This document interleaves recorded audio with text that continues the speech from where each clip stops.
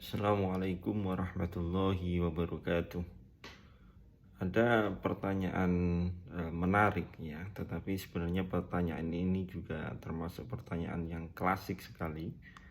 Nah, pertanyaannya begini, apakah agama ini hanya urusan keyakinan saja, atau agama ini juga mengatur hal-hal lain yang berkaitan dengan kehidupan umat manusia, terkait dengan apakah itu berkaitan dengan konteks sosial, konteks teknologi, ilmu pengetahuan dan lain sebagainya.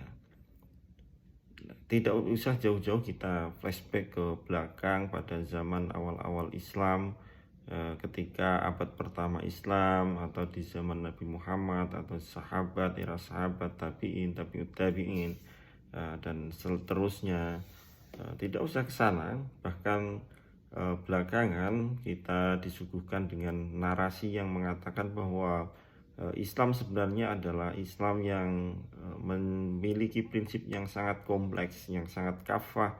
Jadi Islam itu tidak hanya bicara soal syariat, soal aturan agama, tetapi juga Islam itu juga berbicara tentang konteks yang sangat luas, bahkan berkaitan dengan negara. Mereka meyakini al-Islamu dinun wa daulah, bahwa Islam itu juga agama dan juga negara.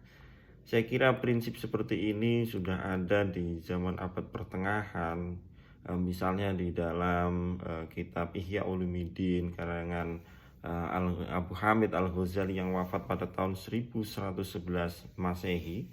Dalam kitab itu dikatakan bahwa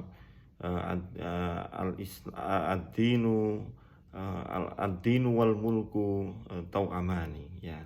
Agama dan kekuasaan itu adalah saudara kembar. Ad-dinu aslun, gitu ya, bahwa agama ini adalah pondasi, ya. Kemudian kekuasaannya itu adalah bangunan. Saya kira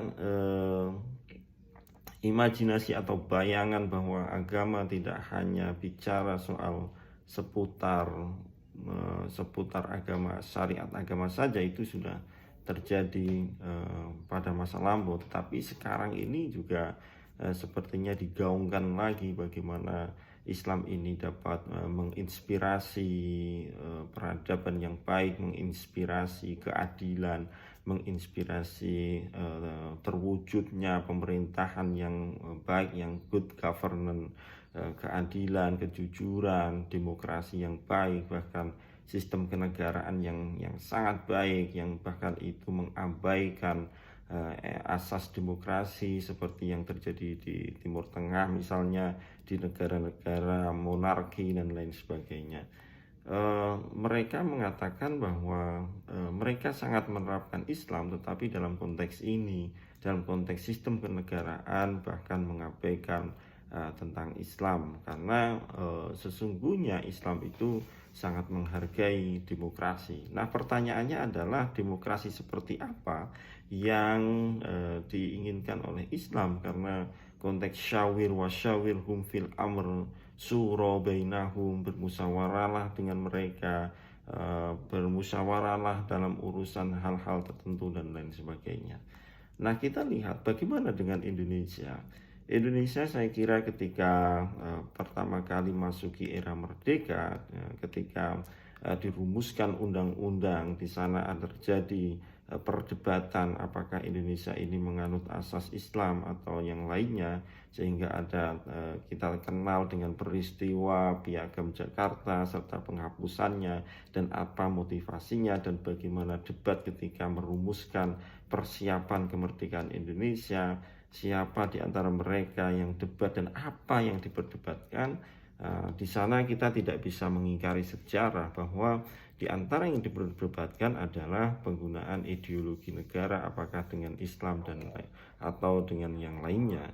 Dan kemudian yang terjadi adalah kelompok Islam, ada sebagian kelompok yang merepresentasikan umat Islam, mereka mendukung terwujudnya Indonesia ini menganut asas Islam, karena secara penduduk rasionya persentase besarnya adalah umat Islam.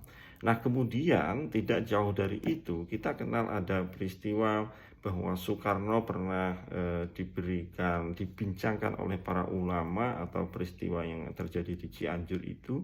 Mereka mempertanyakan apakah Soekarno ini sah memimpin negara Indonesia, dan apakah Soekarno ini sah menjadi atau membawai segala urusan terkait urusan agama. Nah, kemudian dengan pertanyaan-pertanyaan seperti itu kemudian muncul jawaban rumusan fatwa yang mengatakan bahwa Soekarno itu adalah waliyul amri al-dururi bisyauka. Nah, yang ini adalah artinya adalah pemimpin yang masih dibutuhkan, ya, pemimpin yang masih dibutuhkan dengan mengemban tugas dan lain sebagainya.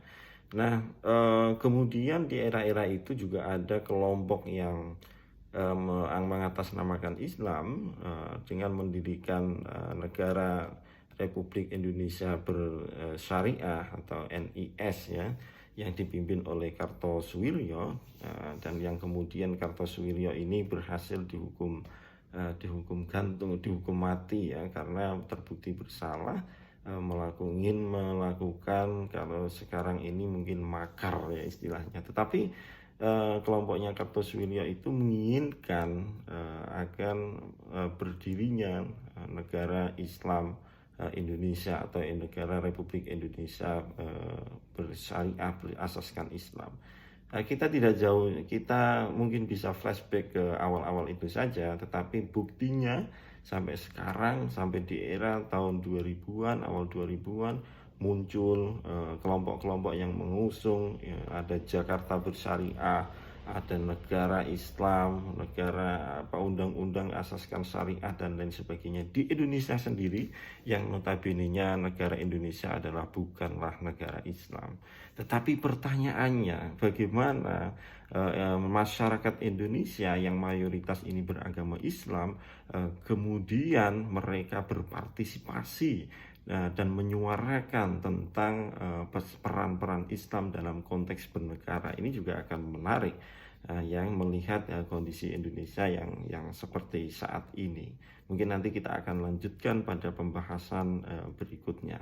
Terima kasih. Assalamualaikum.